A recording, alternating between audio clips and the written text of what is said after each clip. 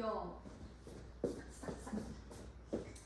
자, 지금부터 세포생물학에 대해서 발표해 보도록 하겠습니다. 와. 우선 제가 첫 번째로 세포생물학을 발표를 하게 된 이유를 설명해 볼 거예요. 근데 일단 그 이유는 제가 진로를 관련돼서 설명을 해드릴 건데요. 우선 제 진로는 수의사가 되는 거예요. 근데 수의사를 나오려면은 수의학과를 졸업해야 되거든요. 근데 수의학은 수의학과 2년과 수의학과 2년, 수의학과 4년, 총 6년으로 구성이 돼 있어요.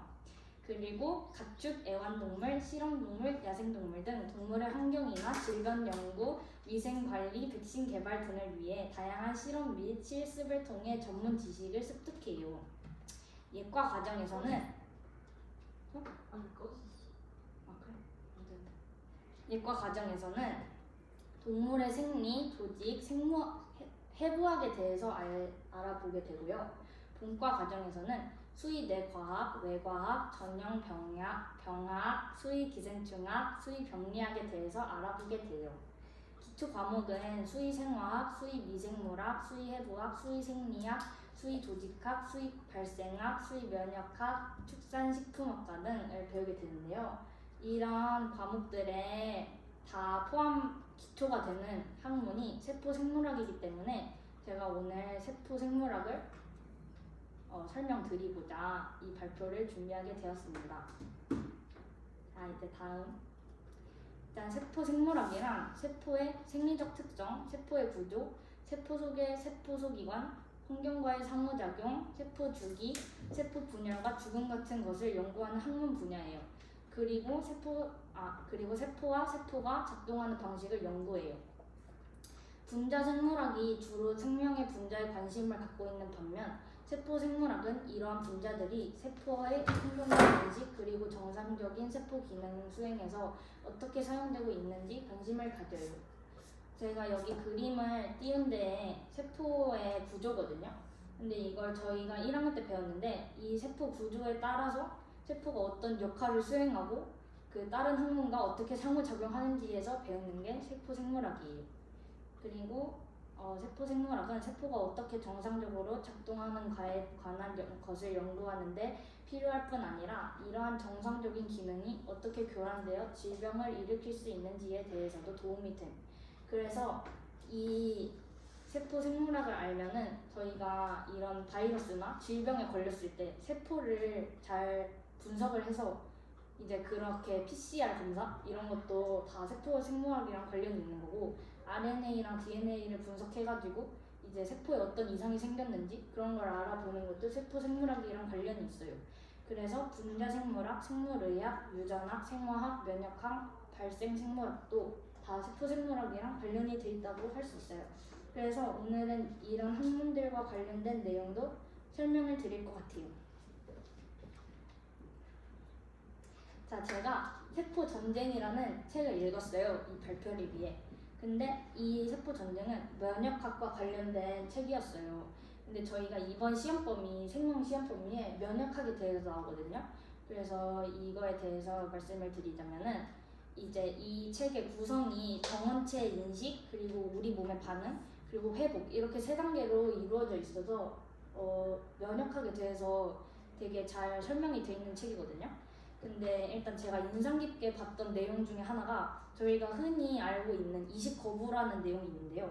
이제 이식을 다른 사람 장기를 환자에게 이식을 하는 거잖아요. 장기 이식이. 근데 이제 장기 이식을 하면은 저희가 부작용 이런 게 많이 생겨요. 왜냐면은 아무래도 그 장기가 저희가 가지고 있는 단백질이 아니다 보니까 저희 몸에서 면역 반응을 일으키는 거죠. 그래서 장기 기증을 하게 되면은 그 장기를 외부 침입자로 인식을 하게 돼서 저희 몸에서 거부 반응을 일으키게 돼요. 그래서 그 거부 반응을 일으키지 않게 하려고 그 장기 이식을 받은 환자들은 다 약을 먹어야 돼요. 근데 그 약을 먹으면 그 약을 먹는 이유는 저희가 면역 체계가 정상적으로 작동을 해가지고 그 장기를 다른 단백질로 인식을 하는 거잖아요. 그래서 면역 체계를 강제로 약화시키는 약을 섭취하는 거여서 저희 몸에서 전체적으로 면역력이 약화되게 될 수 있어요. 그리고 두 번째로 제가 인상 깊게 봤던 내용은요. 이제 저희가 암에 걸리잖아요. 근데 여러분들도 다 아시다시피 암은 되게 위험한 질병이고 또 이제 암으로 많은 사람들이 죽고 그러잖아요. 근데 이제 암을 거의 초기에 알아내면은 빨리 없애기 쉬운데 암을 빨리 초기에 알아낼 수 없는 이유는 암세포는 자기 자신의 몸에서 돌연변이를 통해서 이제 미치광이 세포로 불리는 그런 걷잡을 수 없는 세포로 나타나는 형태이기 때문에 저희 몸에서 면역 체계가 다른 단백질이구나, 이렇게 나쁜 애구나 이렇게 인식을 못해요. 항원으로 인식을 할 수 없는 거죠. 그래서 저희가 초기에는 어떤 검사 그런 거를 통하지 않고서 저희가 아프고 그런 거를 통해서 알아내기 힘들어요. 암세포는. 그래서 암세포가 초반에 알아내기 힘든 이유예요. 그게. 그리고 일단 여기에 제가 개념을 설명을 해놨는데 이 책에서 항원이랑 항체랑 항원-항체 반응, 저희 이번에 시험 기간에 시험 범위로 나오는 내용인데요. 이 개념을 간단하게 설명을 하자면 항원은 항체를 형성하게 하는 이물질, 그러니까 이제 항원은 그냥 병원체 그런 걸로 아시면 되고요. 항체는 이제 항원을 제거하기 위해서 우리 몸에서 길러지는 단백질이에요. 그리고 이제 항원-항체 반응의 특이성은 이제 이거는 시험 기간 범위에 나오는 건데 읽어만 보시면 좋을 것 같아요.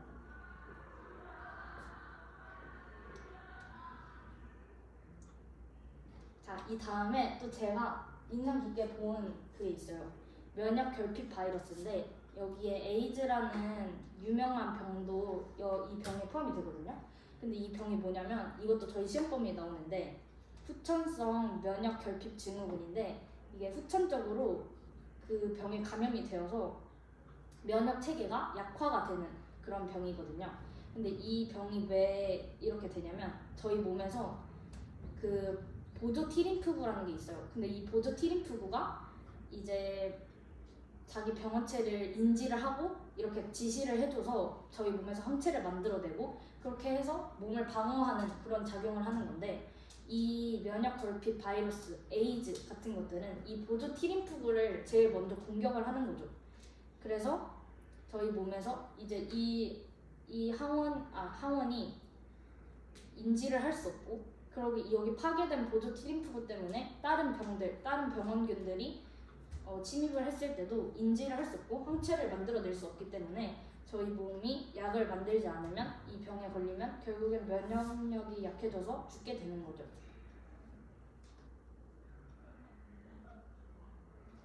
여기 그림을 보시면은 이 부분에서 제시를 해줘서 여기에 해서 B림프구에서 형질세포에서 항체를 만들어내는데 이 부분이 파괴가 된다면 이 세포 독성 T림프구가 식균을 할 수도 없고 여기 B림프구에서 그 뒤에 작용되는 것들을 아무것도 수행할 수 없기 때문에 면역력이 약해져서 살아갈 수 없게 돼요.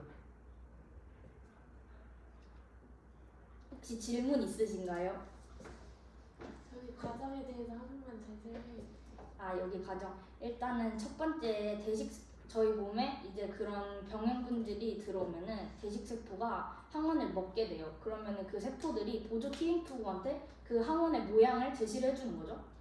그러면은 이제 두 갈래로 나뉘게 되는데 일단 이 T림프구가 직접적으로 그 항원을 공격하는 경우가 있어요. 그 경우는 세포 독성 T림프구가 그냥 식균 작용을 해서 그 병원균을 없애는 거죠. 근데 이제 B림프구로 이제 가게 되면은 B림프구가 형질세포를 만들고 형질세포가 항체를 형성하거든요. 그럼 이제 그 항체가 형성이 됐고 기억세포도 분화가 되어 있기 때문에 다음번에 그 병원균이 또 들어왔을 때 기억세포가 형질세포로 분화를 하게 돼서 항체를 형성하게 돼서 다시 그 병원균을 막을 수 있는 거예요. 근데 이 과정, 두 번째 과정까지 가는 데는 시간이 좀 걸리거든요. 그래서 첫 번째 병원균이 침입했을 때는 이렇게 형질세포, 기억세포 나뉘는 데까지 오래 걸렸지만 두 번째 침입했을 때는 이 기억세포가 금방 이 항체를 기억을 하고 형질세포로 분할을 해서 빨리 병원균을 식균할 수 있는 거예요. 그래서 이게 특이적 방어 체계예요. 또 질문 없으신가요?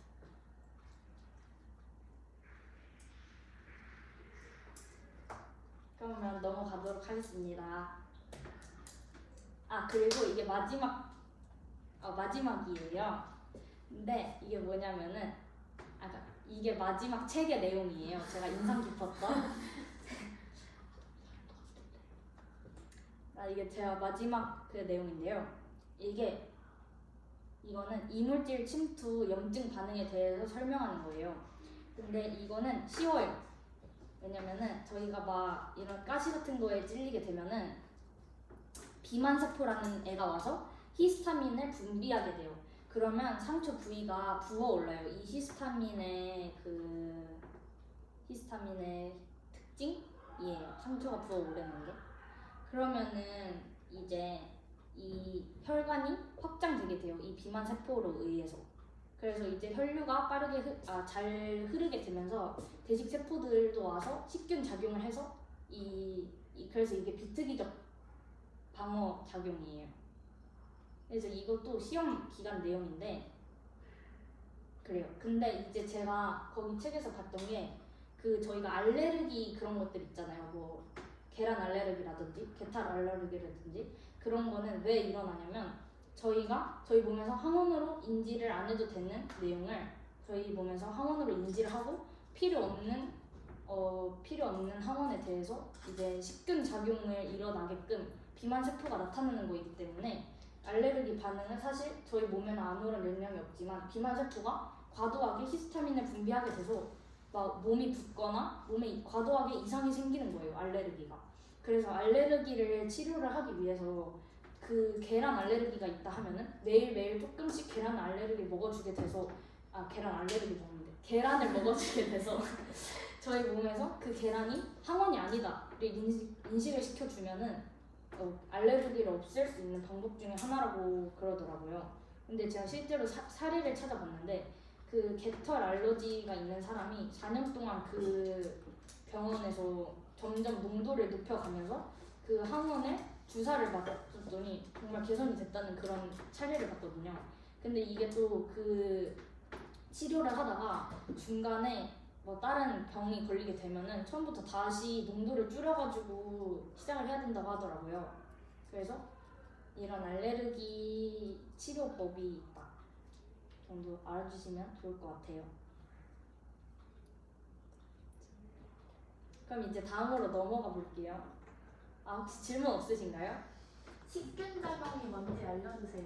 식균작용은 저희가 흔히 알고 있는 백혈구 이런 거 있잖아요. 이제 백혈구가 항원이 들어왔을 때 항원을 잡아먹는 그런 작용이 식균작용이에요. 혹시 백혈구가 뭐예요? 백혈구는 이제 혈액 안에 있는 그런 뭐라 그래야 되지? 혈액 안에 있는 혈구인데요. 이제 적혈구랑 백혈구랑 혈소판 이런 것들 있잖아요. 혈액을 구성하고 있는 아이들 중에. 근데 백혈구는 이제 핵이 있고요. 그리고 이제 적혈구보다 좀 더 조금 있는 애들이거든요. 근데 백혈구가 여기 나와 있다시피 식균 작용을 해요. 대식세포도 백혈구의 종류 중에 하나거든요. 그래서 백혈구가 있어야지 식균 작용이 일어나요. 그리고 제가 최근에 본 게 있는데 이런 아까 보여드렸던 면역결핍 바이러스 이런 에이즈 이런 것들이 이제 백혈구가 너무 없어가지고 일어나는 거잖아요. 면역 체계가 너무 파괴됐으니까. 그쵸? 네. 근데 이제 백혈병은 백혈이 너무 많아가지고 이제 일어나는 병이란 말이죠. 근데 이제 어떤 사람이 제안을 한 거죠. 미국에서 백혈병에 걸린 사람이 에이즈를 걸리면 이 병을 해결할 수 있다. 실제로 그 병을 해결한 사례가 있다는 것을 릴스에서 아무튼 그런 사례가 있다. 이 정도를 알려주시면 좋을 것 같아요. 저 다음 넘어가 주세요. 다음 페이지. 네. 저 혹시 라이소자임이 뭐예요? 라이소자임은 이제 땀, 침, 눈물 안에 들어있는 이제 그런 점액 안에 들어있는 천연 항생제 역할을 하는 그런 물질이거든요. 라이소자임이 땀이랑 침이랑 눈물에서 분비가 돼요. 그래서 실제 제가 책에서 본 건데 약간 상처 부위를 핥으면 더 좋다는 내용을 봤어요. 왜냐면은 근데 너무 막 이런 혈소판이 상처를 굳게 만들잖아요. 근데 그런 것까지 너무 과도하게 핥으면 안 되지만 이런 라이소자임의 그런 특성 때문에 상처를 혀로 핥으면 더 잘 낫는다 그렇게 써 있어요 책에. 그냥 너 상처났다. 아 그럼 혹시 그 거머리한테 물렸을 때 네. 빠는 이유가 이런 거랑 비슷한 건가요? 그거는 그런 거 같아요. 아 네. 감사합니다. 혹시 백혈구는 백색이에요? 백혈구요? 백혈구는 아마 백색이 아니었던 것 같아요. 왜냐면은 백혈구를 검사를 할 때 그 염색을 시키잖아요. 그래서 투명해가지고 염색을 시켜서 보라색으로 보이게 하는 것 같아요. 백혈구가. 유익한 정보네요. 그럼 백색 아니에요 결국? 그냥 그렇게 그런 의미로 보는 것 같아요. 더 질문 없으신가요? 그냥 정말 아무거나 질문하셔도 상관없어요. 아 그러면 다시 앞에 넘어가 주시겠어요? 질문 없으신가요? 아니 저기서 T 림프구가 뭐예요? 이제 T 림프구는 골수에서 만들어지거든요. 근데 이제 골수 뼈 이제 골수에서 T 림프구가 만들어지는데 이제 골수에서 T 림프구가 만들어지고 가슴샘에서 성숙을 해요 얘가. 가슴샘. 가슴샘이 뭐예요? 가슴에 있는 샘이에요. 샘이 뭐예요? 가슴에 있는 샘. 샘이 뭐예요? 샘이 이제 이렇게 골려 있는 거. 근데 그런 건데. 질문 하나 해도 될까요? 아 네네. 아까 면역결핍 바이러스에 에이즈가 있다고 했잖아요. 다른 병 혹시 뭐가 있는지. 그냥 면역결핍 바이러스. 아 그렇군요. 네네네. 그걸 다 통틀어서 그렇게 말해. 에이즈가 제일 유명하니까 이제 아. 그중 하나를 알려드린 거고요. 자, 질문 없으시죠? 네. 넘어가 보도록 할게요. 자, 그러면 이제 세포 생물학에서 중요하게 보고 있는 그런 실험 그리고 하고 있는 작용 그런 걸 알아볼 건데요. 일단 세포 및 조직 배양에 대해서 알아볼 거예요. 근데 이거는 세포 및 조직 배양은 세포 생물학자가 온전한 생물을 사용하지 않고도 실험 재료를 거의 무한정으로 공급받을 수 있다는 면에서 세포 생물학의 연구에서 가장 필수적인 도구가 돼요. 그리고 세포 배양은 통제된 조건에서 이루어지기 때문에 실험 결과에 영향을 줄 수 있는 변수의 수를 줄일 수 있어요. 생물체로부터 세포를 직접 가져오기가 1차 배양이고요. 그리고 그 배양된 암세포 줄을 사용하기 이게 있어요. 근데 두 가지가 있는데 일단은 그 1차 배양 세포는 세포 분열 횟수가 한정돼 있지만 아까도 말씀드렸다시피 암세포는 되게 저희가 아직 연구하고 있는 그런 세포 중에 하나인데 그 이유가 이 세포가 미치광이 세포로 불리기 때문에 이 세포의 의도를 저희가 아직 알아낼 수가 없어가지고 이 암세포는 아직 계속 분열하기 때문에 이런 세포 실험을 할 때 암세포를 주로 사용해요. 암세포는 분열을 끝없이 하기 때문에. 이거 적을 시간 조금 드릴게요. 한 20초? 네. 2분 정도 정도 있어야 될 것 한 같아요. 1분 정도 시간 드릴게요. 혹시 이 질문 타임 받으면서 이 쓴 타임 가지면서 질문 있으신 분 있을까요? 질문이 있는지 생각할 시간을 조금 주세요. 네.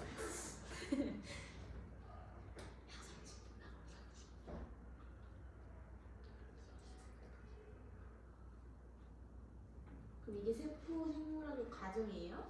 이제 세포 생물학을 통해서 세포 생물학을 연구할 때 이 과정을 많이 이용해요. 왜냐면 세포에 대해서 연구를 해야 되는데 그럼 세포가 있어야 되잖아요. 생물학이 궁극적으로 뭔지 한 분야를 얘기해 주시면 안 돼요? 세포 생물학은 이제 세포가 다른 항문이랑 어떻게 작용을 하고 세포를 통해 사람들의 질병을 알아내고 이제 분자 생물학이랑 그런 것들에 과정 대해서 중에 하나가 네, 있는 거예요? 네, 기초가 되는. 그래서 다른 그러니까 면역학이랑 분자 생물학 이런 실험을 하기 위해서 이런 과정이 필요해요.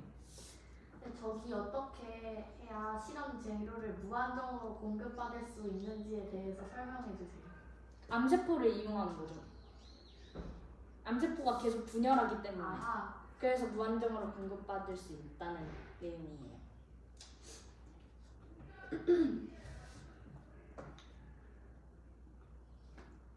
다 쓰시면 알려주세요.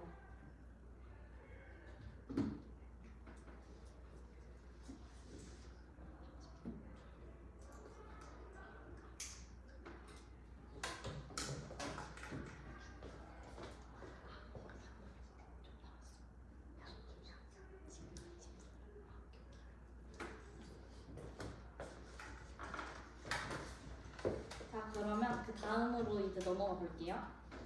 자, 이제 두 번째는 RNA 간섭이라는 건데요. 이제 영어로는 이렇게 표현이 돼요. 근데 이거는 RNA 간섭은 전사 후 유전자 발현 억제로 특정한 mRNA 분자를 파괴하여 유전자 발현을 방해하는 것이라고 해요.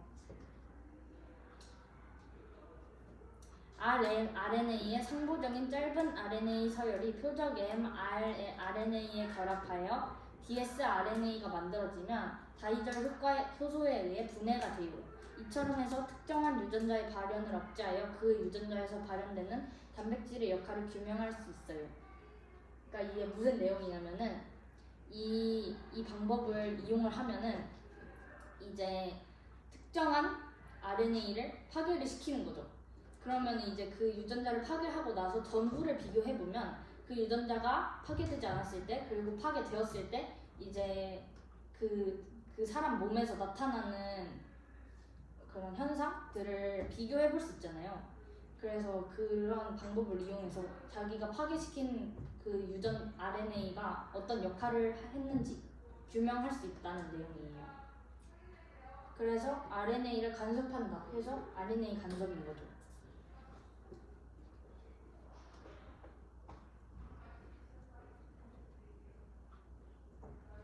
전사가 무슨 말이에요?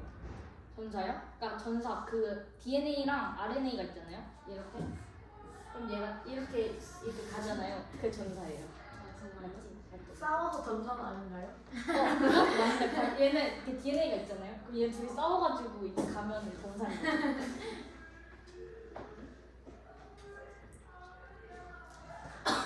저기는 연습 그냥 하네요. 아,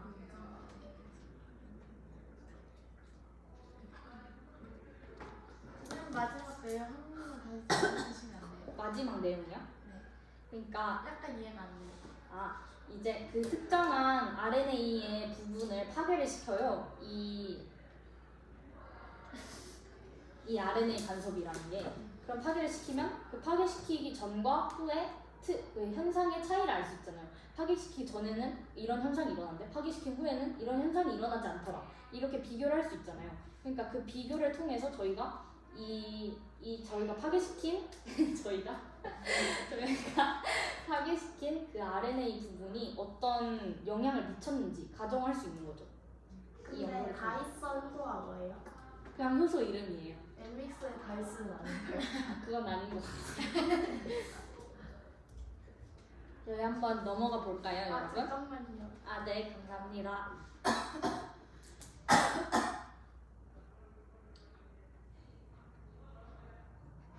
할머 너무 잘하고 계신 것 같아요. 진짜요? 감사해요. 너무 이해가 잘 돼요. 진짜요? 감사해요. 잠깐만요. 쓸 시간을 주세요. 네.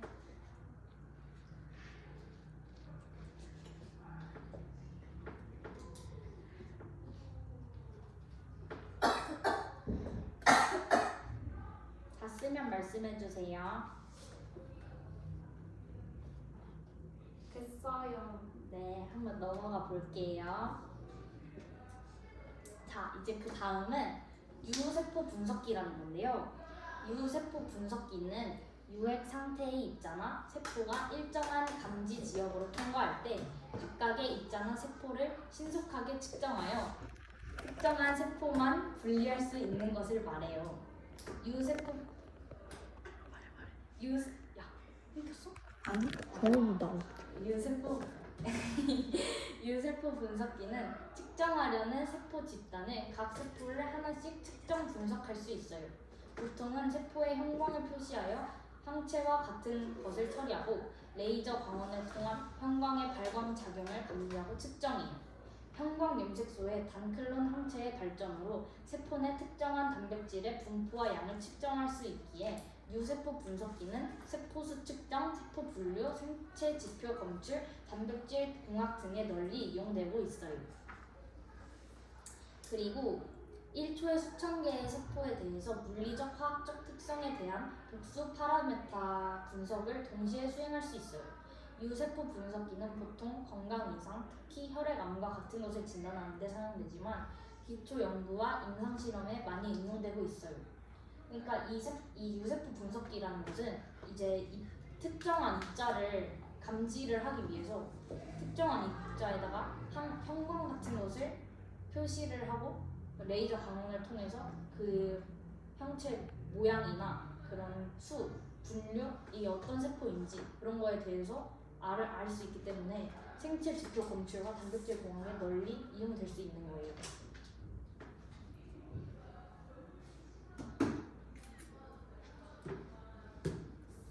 근데 복수 파라메타 분석이 뭐예요? 이제 복수로 파라메타 분석을 하는 거죠. 아 정말요? 네.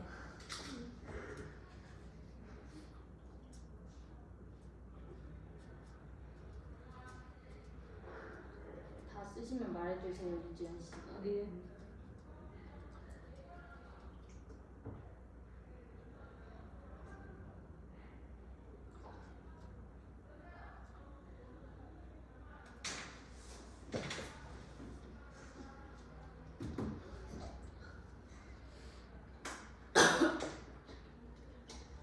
혹시 질문하실 부분 있으실까요? 영어로 읽어주세요. flow cytometry. 감사합니다. 다시 한 그래서 번만 읽어주세요. flow cytometry. 근데 이제 이게 형광을 표시해서 형체 같은 것들을 표시를 해가지고 그걸 레이저 광원을 이용을 하는 거죠. 이제 넘어가도 되실까요? 네.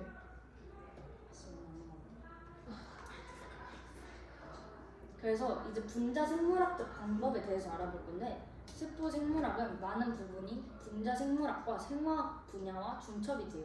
따라서 세포 생물학의 발전은 분자 생물학 실험 기법의 발전에 크게 의존하고 있어요. 분자 생물학에서 사용하는 기법은 세포 생물학에서도 유용해요. 그래서 제가 이 기법들을 한번 찾아왔거든요. 근데 여기서 유명한 세 가지를 설명을 해드릴게요. 잠시만요.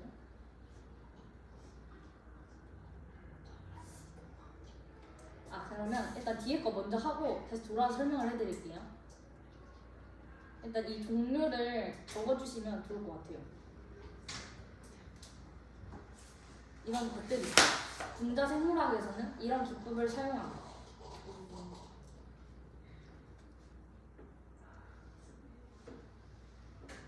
저 한국 명은 없어요.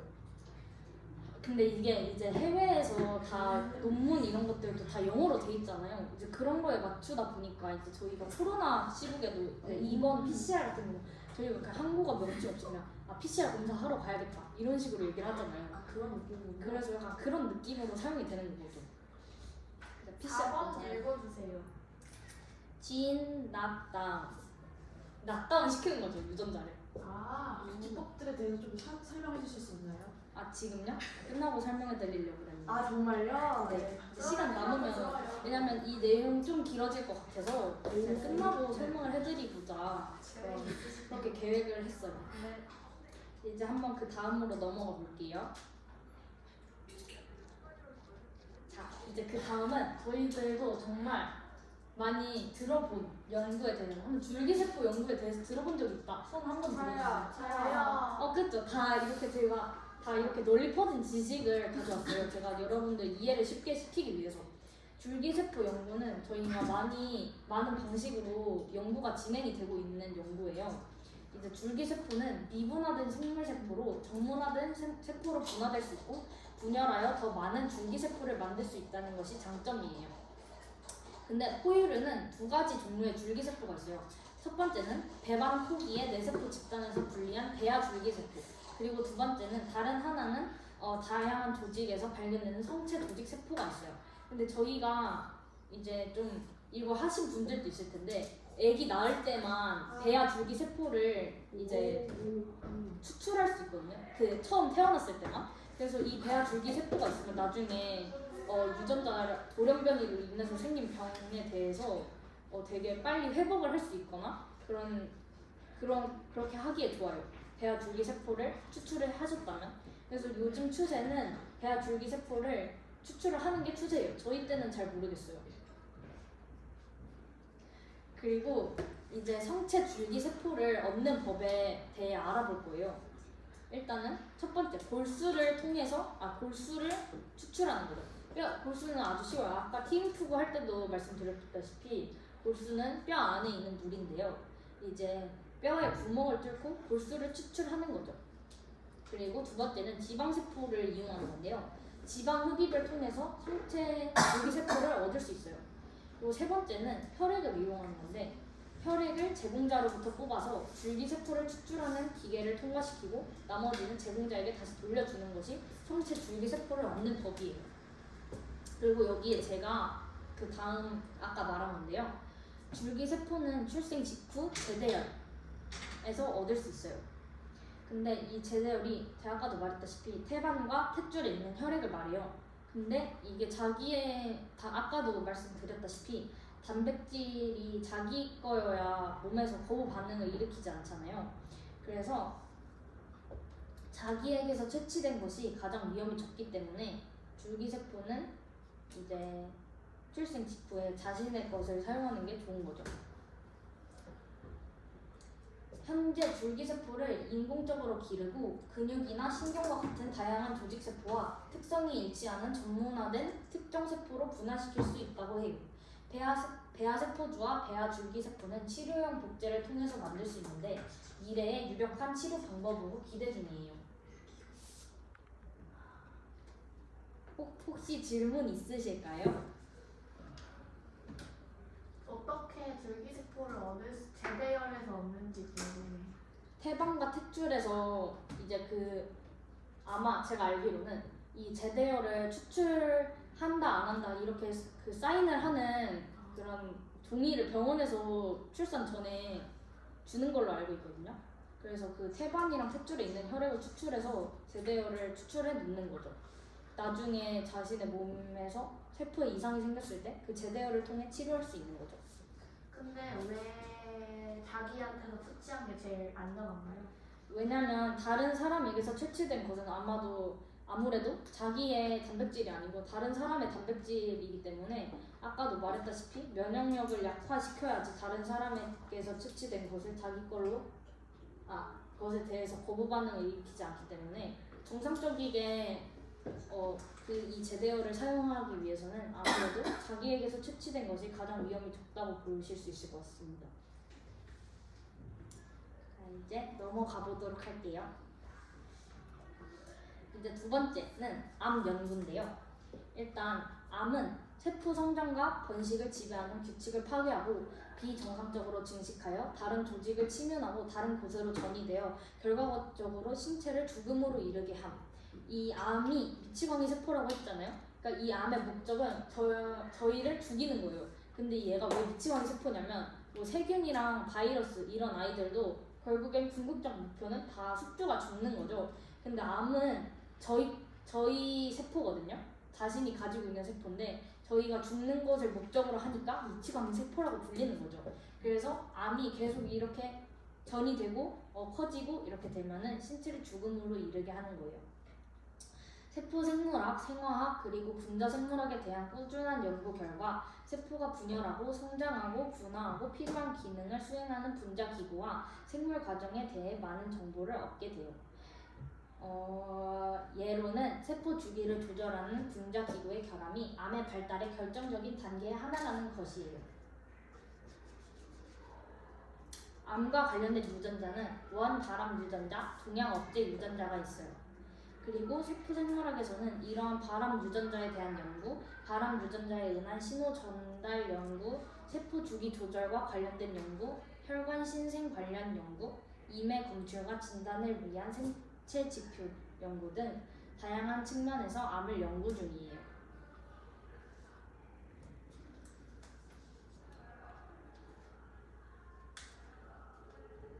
그래서 세포 생물학이랑 이런 관련된 생화학, 분자 생물학 이런 것들이 많이 연구되게 되면은 이런 암 세포에 대해서도 많은 정보를 알게 되어서 나중에는 암을 치료하는데 더 신속하고 정확한 그런 치료가 개발될 수도 있다.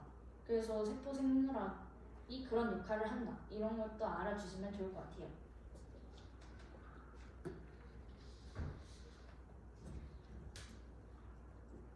다 쓰셨나요? 네.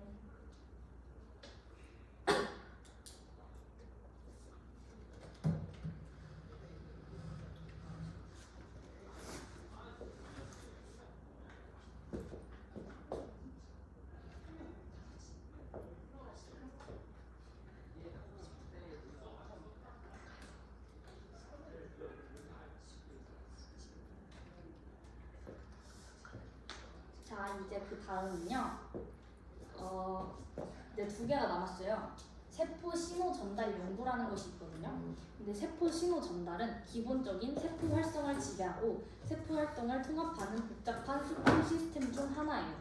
세포가 주변 미소 환경으로부터 신호를 받아들이고 정확하게 반응하는 것은 정상 조직의 항상성뿐 아니라 발생, 조직, 수복, 그리고 면역이 기초가 되어요. 세포의 정보 가공 과정에서 잘못이 생기면 암, 자가 면역, 그리고 당뇨와 같은 질병에 걸리게 돼요. 세포 생물학에서 세포 신경 전달에 대한 연구는 세포에 대한 기본적 이해뿐 아니라 질병 치료에도 중요한 기초가 돼요.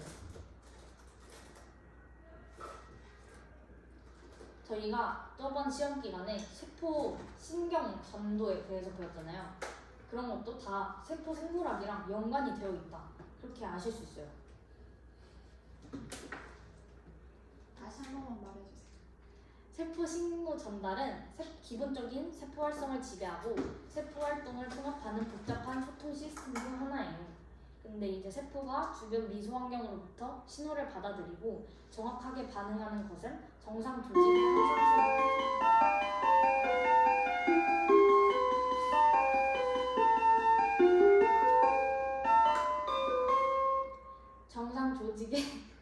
항상성뿐 아니라 발생, 조직, 수복, 그리고 면역의 기초가 돼요. 세포의 정보 가공 과정에서 잘못이 생기면 암, 자가 면역, 그리고 당뇨와 같은 질병에 걸리게 돼요. 그러니까 세포 신호 전달에서 문제가 생기게 되면 이런 병들이 걸리게 될 수 있다는 거죠.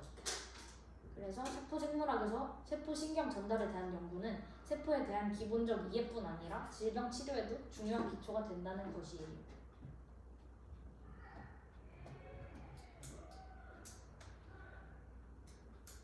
이제 다음으로 넘어가 볼게요. 이제 질병의 분자기장 연구에 대해서 알아볼 건데요. 세포 과정의 분자 조절은 일생을 통해 건강을 유지하는 데 매우 중요해요. 세포의 기능 이상을 당뇨병, 면역과 염증 질환, 홍파 질병, 심혈관계 질환, 대사 질환과 신경퇴행성 질환뿐 아니라 비만과 암과 같이 일반적인 다인자 질병의 원인으로 봐요. 따라서 질병이 생기는 분자적 세포적 기작을 이해하는 것은 현대 세포생물학과 생물의학의 핵심적인 목표가 되고 있는 거죠. 이것은 질병의 시작, 진행, 그리고 유포를 차단하는 데 중요하고 적절한 치료 표적을 찾아내고 효과적인 치료를 개발하는 데 핵심적이에요. 그러면 제가 아까 이 분자 생물학적 방법 있잖아요. 이 방법 중에 저희 현재 유용하게 쓰이고 있는 그런 기법들을 3가지 알려드릴게요. 일단은 DNA array. 이제 1번 DNA 이 array라는 것은 매우 작은 DNA 조각들이 고체의 표면에 집적된 것을 말해요. 그래서 DNA 칩은 트랜지스터 대신 유리판 위에 인간의 유전 정보가 담긴 효소 조각을 부착한 생화학 반도체인 거죠. 실험 대상 유전자를 DNA 칩과 결합시켰을 때 나타나는 반응을 판독기로 분석해 병의 원인, 이상 유전자 등을 찾는 데 사용이 되어요. 국립보건원은 지난 5월 위험과 발병 원인을 밝혀줄 DNA 칩을 세계 처음으로 개발하였어요. 이제 그런 역할을 해서 실생활에 적용을 시키는 거죠.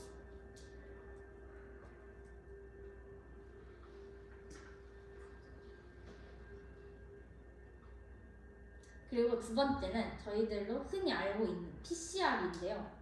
이 PCR은 중합효소 연쇄 반응이라는 역할을 해요.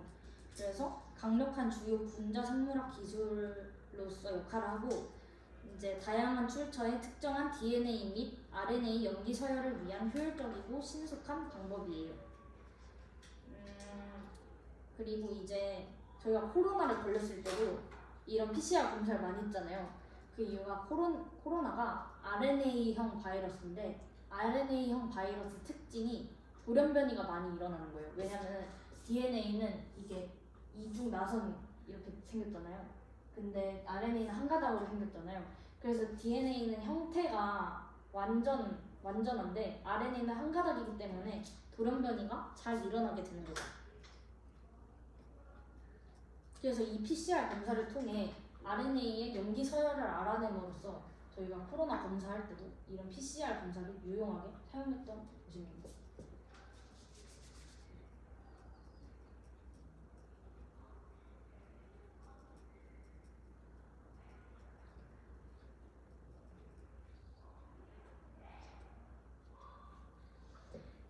자, 그 다음에는 제노믹스라는 5번. 이제 이것을 지각하면은 유전체학이잖아요. 이제 이 학문은 유전자를 총체적으로 연구하는 그런 분야예요. 그래서 단백체학, 전사체학, 상호작용체학 등과 같이 생명정보학의 분야이기도 해요. 5번은.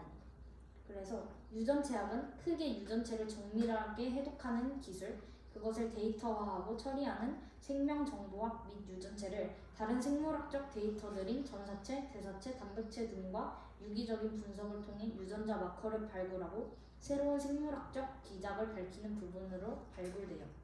그래서 유전자 마커를 발굴을 하면 저희가 그런 유전적인 병에서 치료를 할 때 유용하게 사용이 될 수 있거든요. 그래서 이 유전체학은 현대 의학에서 중요하게 사용된대요.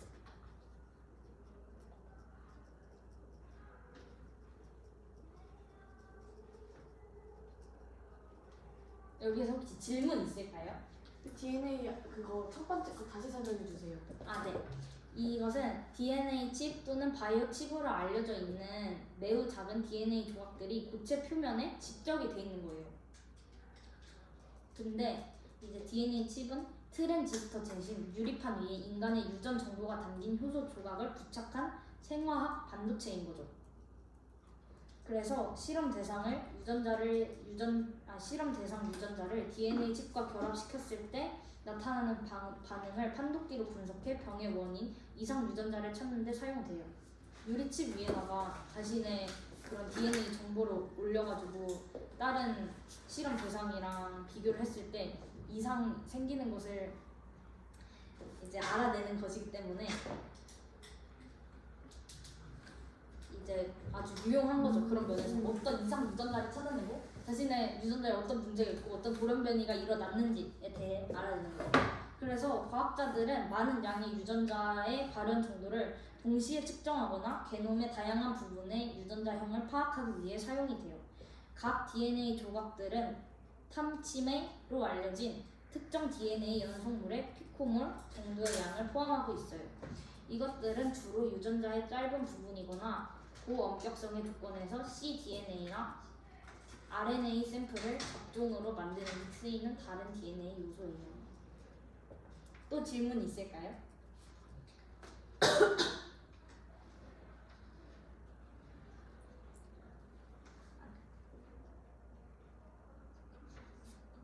제노믹은 뭔가요? 제노믹이요?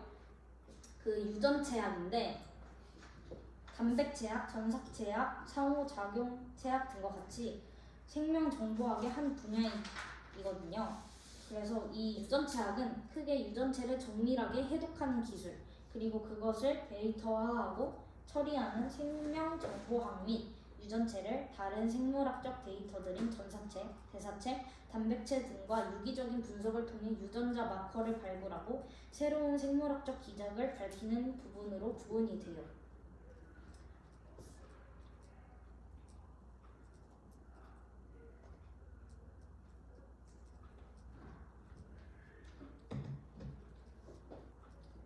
더 궁금한 부분 있으실까요? 생화학이 뭔지 설명해 주실 수 있나요? 생화학이요? 네. 생화학은 제가 알기로는 이제 생화 무기 그런 것들 있잖아요. 핵 무기나 그런 무기들도 생화 무기잖아요. 그러니까 생명이랑 화학이랑 같이 그렇게 돼 있는 학문을 말해요. 아,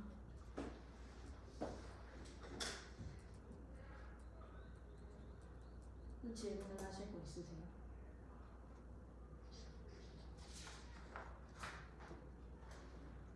다른 것들 질문하셔도 돼요. 지금 질문 타임 받을게요.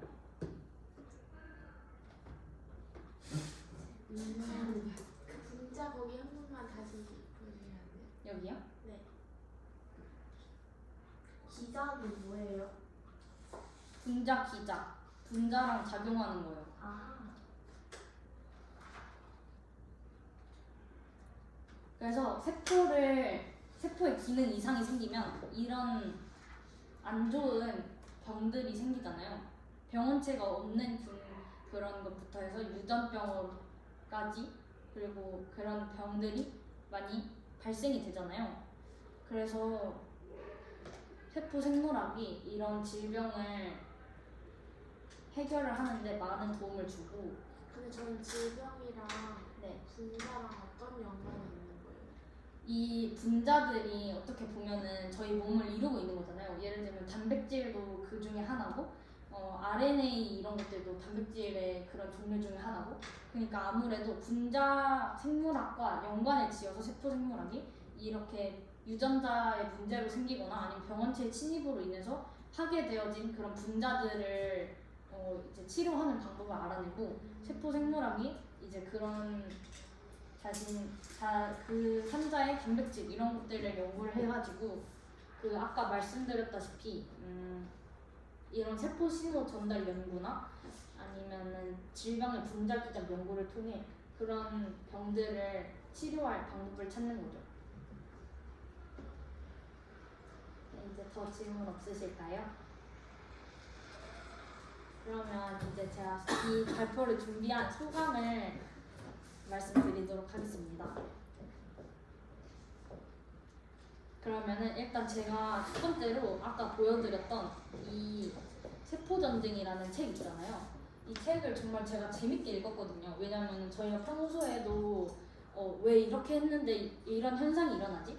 왜 그런 저희가 평소에 그렇게 알고 있던 지식들 있잖아요. 아니면 뭐 민간요법으로 알고 있었는데 그게 뭐 어떤 원리가 있었다든지 뭐 그런 면역학에 대한 내용들이 자세하게 나와 있고 저희가 막 생물책 이러면은 되게 어려운 내용 막 저희가 이해하기 힘든 내용 그런 내용이 있는 책들도 많이 있는데 세포 전쟁은 되게 저희가 친근하고 이해하기 쉬운 그러면서도 정보가 많은 그런 면역학의 구성을 이루고 있기 때문에 이 세포 전쟁을 이런 생물학에 관심이 있는 분들에게 정말 추천하고 싶은 책이에요. 이런 병에서는 어떤 면역 체계가 발동하고 저희 몸에서 어떻게 반응하는지 그런 거에 대해서 늘 알기 때문에 여러분들한테 정말 강력 추천드리고요. 그리고 이런 발표를 준비하면서 제가 관심 있고 제가 준비한 내용을 여러분들에게 알려줄 수 있어서 되게 참신한 기회라고 생각했고요. 그리고 이제 제가 주로 관심 있는 부분을 더 저 스스로도 알아볼 수 있고 제 진로에 대해서도 한 번 더 고민해 볼 수 있고 이런 제가 평소에 알고 있던 지식들도 이렇게 발표를 준비함으로써 한 발 더 나아가서 생각을 넓혀서 생각할 수 있어서 좋은 시간이고 유익했던 시간이었던 것 같아요. 그래서 저도 제가 관심 있는 부분에 대해서 더 지식을 향상시키고 책을 많이 읽고 더 탐구해야겠다는 생각을 했던 것 같아요.